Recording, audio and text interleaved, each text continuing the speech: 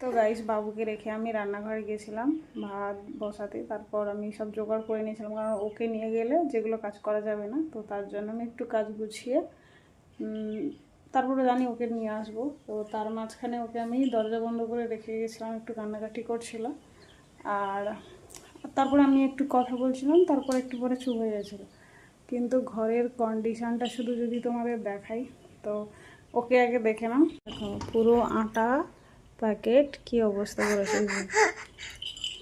এই যে পুরো গাটা দেখো, এই যে দেখো পুরো আটা ভর্তি, ঠিক আছে। এই যে পা হাত পুরো জল টল ঢেলে এখানে আটা প্যাকেট বিছানার উপর তুলে দিয়ে গেছে।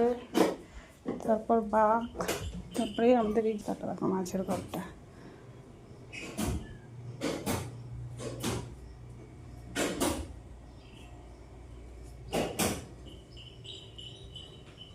এগুলো সব ধানগুলো এই যে বস্তা থেকে সব নিয়ে এসছে।